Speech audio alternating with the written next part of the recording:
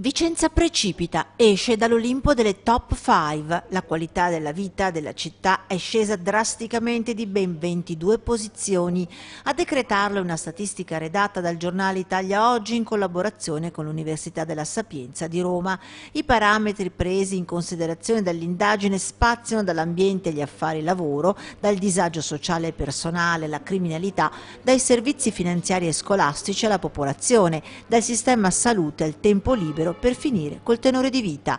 A spingere Vicenza oltre il 20° posto, esattamente al 26°, mentre solo un anno fa era al 4°, sono stati indicatori legati all'ambiente e al disagio sociale, e i vicentini rincarano la dose.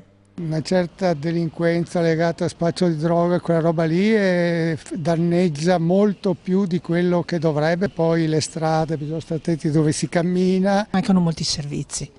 Sì, l'occupazione va bene sotto quell'aspetto lì, ma vede c'è più nessuno neanche qua in centro, manca pubblico, perché mancano determinate cose. Vicenza dunque non più isola felice, dove piccola è bello, dove tutto è a misura d'uomo, ma al contrario costretta oggi a fare i conti con problemi e insicurezze. Dal punto di vista dei numeri sicuramente sono numeri negativi per molti aspetti e un passo indietro del nostro territorio. Questa è la situazione che eredito da neopresidente della provincia, un tessuto socio-economico in difficoltà. E allora come risalire la china?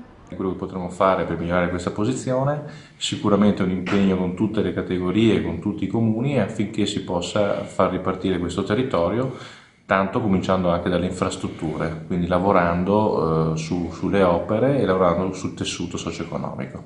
Se l'amministrazione punta alla risalita, chi da fuori viene a vivere a Vicenza o ha lo sguardo del turista, della città ha tutt'altra immagine. Le classifiche hanno sempre lasciato il loro tempo per quanto mi riguarda. Poi Vicenza è una città splendida, penso che non debba imparare niente da nessuno.